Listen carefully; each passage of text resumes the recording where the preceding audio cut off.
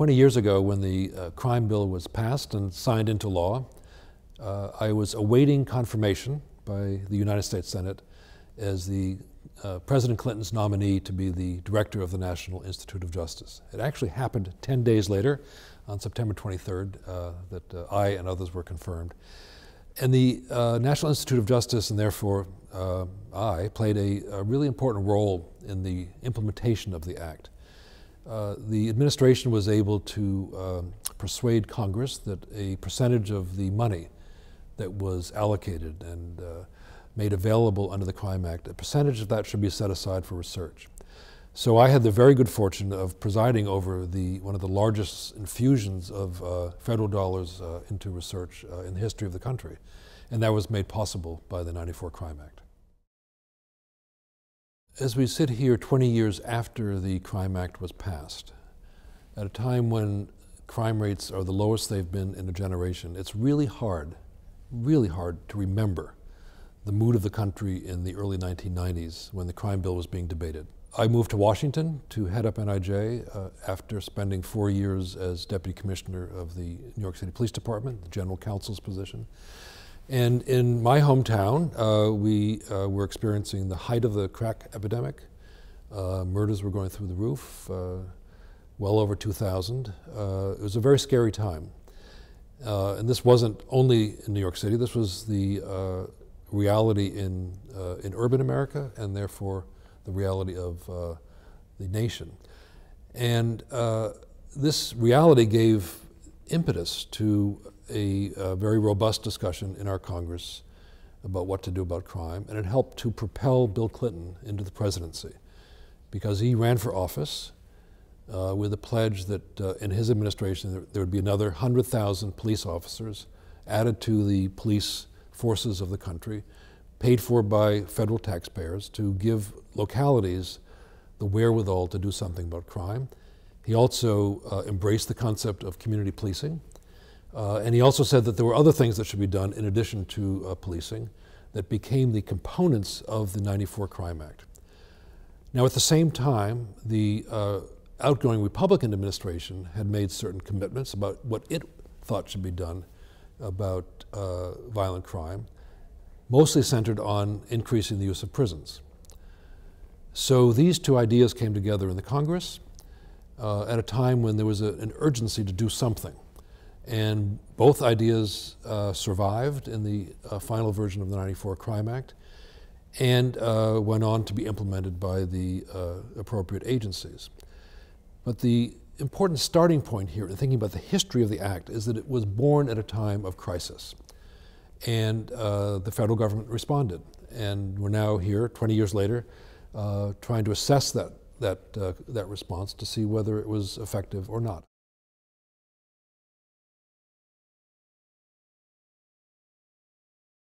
I'm in a very unique position here, just as an individual criminal justice expert, because I was present at the signing of the '94 Crime Act, spent 6 years at the Justice Department overseeing its implementation, and now, 20 years later, have just completed service as chair of the consensus panel convened by the National Academy of Sciences to ask what are the consequences of the increase in incarceration in the United States. And one of our findings is that the states were given incentives by the '94 Crime Act to be more punitive in their sentence policies, driving up the rates of incarceration. So I've spent a lot of time recently just thinking about this question and realizing the damage done to the country by the '94 Crime Act and the larger sort of political conversation about being tough on crime, because we've more than quadrupled the rate of incarceration over the last 40 years, not the 20 years since the Crime Act was passed, but going back to 1972 when the prison buildup started. We've been on this policy journey that's unprecedented in our nation's history, unique in the world, where we now have so many people in prison, 1 in 100 people in prison or jail in America, that we have to ask ourselves, how did we get here? And the '94 Crime Act played a role in that story, a not insignificant role in that story, by taking the tough on crime rhetoric that was coming at us from the right, embracing it under a Democratic administration, and providing financial incentives to the states to get tougher on crime by putting people who are already going to prison in prison for a longer period of time and increasing the use of mandatory minimums and encouraging states to be tough on drug crimes. So those three drivers, which constitute the National Academy finding in terms of how did we get here, those three drivers, mandatory minimums, making long sentences longer, and a very punitive drug policy, were all enabled, facilitated, encouraged, and in some cases paid for by the '94 Crime Act. I think in 1994, when the bill was passed and during the debates leading up to the bill, that we didn't pay adequate attention to the ways in which the sentencing provisions, the prison provisions of the bill would facilitate and create incentives for states to build up the prison population. Nor did we pay adequate attention to the consequences of that at the time. And it's not as though there were not people warning Congress that this would be the result. And there's certainly a lot of evidence from the social science research community that could easily have told anybody, had they listened, that mandatory minimums wouldn't bring crime rates down and making long sentences longer wouldn't bring crime rates down, that we needed a different drug policy.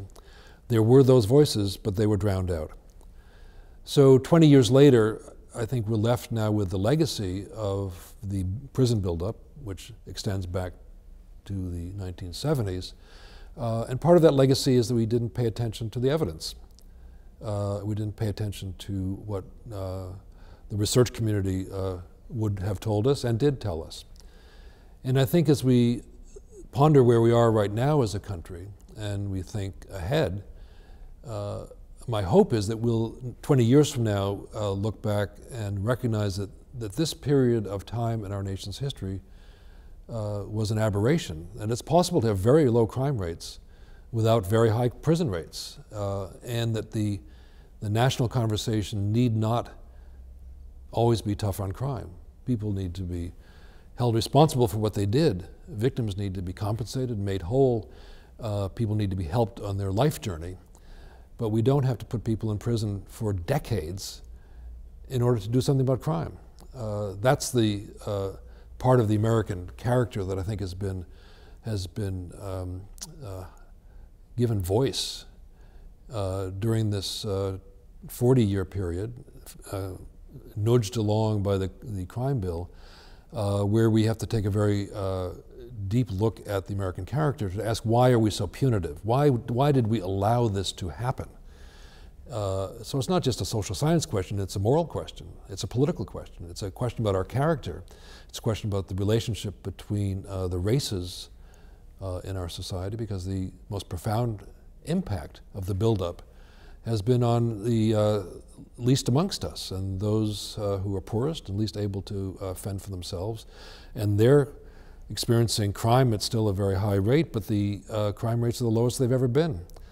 So we use a very heavy hammer to respond to the misconduct, where we have ironically learned so much over the past 20 years about how to respond to crime much more effectively with much more surgical interventions and without that heavy hammer. So why do we have the heavy hammer?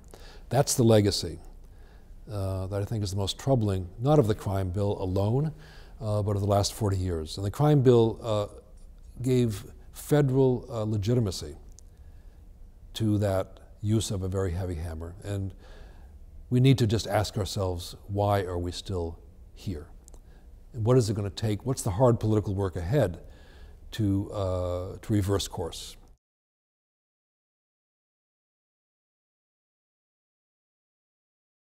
So who would have thought in 1994 that the national conversation about crime policy would be a conversation where the left-right differences are virtually obliterated? Who would have thought that we'd be talking about ways in which the voices of the evangelical right would be given more prominence so that we could help persuade people that we need to have fewer people in prison. Who would have thought that in 2004, when President George W. Bush called for what became the Second Chance Act, that the team working together so wonderfully to work on the passage of that would have included Pat Nolan, Jean Guerrero representing George Soros, me as a Clinton appointee, now working at the Urban Institute, Ron Weish representing people in the Democratic side of the Hill, Jessica Nickel representing Rob Portman, all working together to make that happen. So there have been breakthrough moments in crime policy that now go over 10 years, from the passage of the Second Chance Act, the passage of the 1994 Crime Act, up to today, where we have the Right on Crime group basically leading the charge. And I say more power to them. We have a lot of work to do, but the conversation about crime in America is fundamentally different today from where it was in 1994. And the 94 Crime Bill paved the way because it allowed us to do something about crime rather than just argue about crime. And the money, as good as it was to fund programs, was mostly a way to bring people to the table together. And Janet Reno, our Attorney General, in implementing this bill, through Lori Robinson and the people at the Office of Justice Programs and the COPS Office and the Violence Against Women Office that both stood up at that time, and the Corrections Program Office, all of us under Janet Reno were given the charge to make sure that everybody was at the table and that we worked together and that we followed the evidence. So that's the way we work together. That is common practice now. And that pragmatism, the pragmatism made possible by the Crime Act, by the philosophy of Janet Reno, the problem-solving attitude that we have, the leadership of people like Bill Bratton, who said, police can make a difference, the advocacy groups that came to the table, all of that has allowed us to claim credit for the huge crime decline, more than we're entitled to, but that's okay because we're all working together. And the reentry movement is a tribute to that. The drug court movement is a tribute to that. The new thinking about how to approach domestic violence, community policing, and problem-solving policing all grew out of that era and were all made possible by the Crime Act. So today we stand in a very different place from where we were 20 years ago. Our challenge now is to turn all of that attention to reducing incarceration so that we can save that money, spend it on better purposes, think about the people who are in prison as being entitled to be at liberty amongst us rather than being in prisons until they die, and to think about using the punitive powers of the state in a much more parsimonious way than we have to date. That's a challenge ahead, but we are ready for that challenge in ways that unimaginable 20 years ago. So with the success of the 94 Crime Act and the recognition that it also has left us with a legacy of negative impact, it's time for us to really return to some first principles and to think about crime in, I think, a very different sort of way. And to remember that crime is an event, it's an incident. It's something that happens between two people, often people who know each other, sometimes people who don't, often people who have a relationship to each other through a gang or a group or a workplace or a family.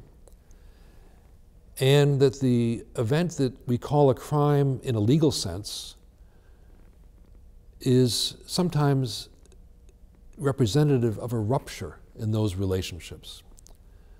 And that rupture needs to be addressed. We have very crude tools for addressing that rupture.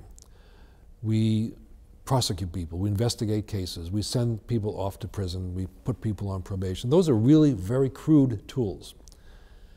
And often those tools leave both parties to that rupture feeling like they didn't get justice. So the challenge going forward is to set aside the machinery that we've developed over our legal traditions of courts and prosecutors and prisons and police, and go back to that event and ask, what is justice to those two individuals, so that at the end of some period of time they will feel that we did right by them. Sometimes in the case of the offender, the person who gets the label of the offender, doing right by them means recognizing that they have some deep-seated problems. Mental illness, addiction. They were just in a bad place at that time. And doing right by them doesn't mean putting them in prison for a long time. It means doing something about their deep-seated problems.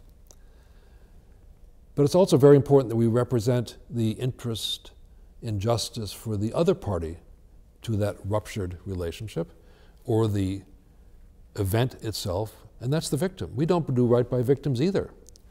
Victims need help. They need assistance. That event is often very traumatic for them. And we go off on a journey to find the perpetrator, to prosecute him, to send him to court, sometimes send him to prison. And we leave this victim standing alone. And we prosecute in the name of the state, not even in the name of the victim. So we have to think about that individual and what is justice for that victim. So our attention to the criminal as a matter of justice is incomplete. So going forward, we need to go back to first principles. We need to understand that the ruptured relationship, in the case of those events that involve two people who know each other, and the harm caused to the victim, even if they don't know each other, creates social obligations. An obligation to do right by both parties. And of course, sometimes that involves prison for the offender or community supervision. But we also have an obligation to that victim. The second thing that we need to do going forward is to remember that the professions that we've designed as a society that respond to that event, the police, the prosecutors, the corrections officials, the social workers, the drug treatment officials, that those professions are still in very early stages of developing their professionalism. So we need to think about how to lift up those professions so that they do their job well. And we've also created silos for them so they don't do their job in concert with others. One of the things coming out of the '94 Crime Act is we work a lot more collaboratively than we ever have before, but we still don't have a sense of what it means to be a profession. And that means things as simple as, how do the police do investigations? How do they conduct interrogations? How do they do eyewitness lineups? How do prosecutors talk to juries? And in each of these, there's a body of literature that would require us to set professional standards for the way that work is done. How do we know whether the police have done right by a victim, for example? How do we know whether the police have done their job well vis-a-vis the collection of evidence? So the next generation of work really has to develop the notion of professionalism within these professions, knowing that they work best in concert with others. So the police have to think about their work in relation to the prosecutors in ways that they never have before, and the prosecutors in relation to the service providers. And all of this has to be seen at the level of a community which is experiencing ruptures to the relationships among its members. And those communities also need to be healed. And those communities also have deep-seated problems with mental health problems and gang problems and violent family relationships. And we needn't look, and we actually shouldn't look at the crime only in isolation as an individual event, but it's part of a social context. So the larger ambition, this is the third ambition, is that we look at all of this in the context of communities. And that every event that we now call a crime that we send off into this machinery called the justice system needs to be repositioned in the communities where that event occurred and the social context within which that event occurred, so that we can say, is that young person who's now being called a juvenile delinquent a person who is suffering in lots of ways that we could have prevented? and who's experiencing harm that we can now mitigate, and who will have a better life chance if we spend time and attention on that person way beyond prosecuting them for this thing we call a crime, but it goes deeper into what is the social context and the relationship context within which that young person is growing up. It's not to say we have to solve all the problems of poverty, but it is saying that we need to pay a lot more attention and invest a lot more in those situational understandings, those contextual understandings of this event that we call a crime. So that means moving away from the system and moving more to the context, to an environmental, what I've called an environmental understanding of crime. And that will be the next advance over the next generation.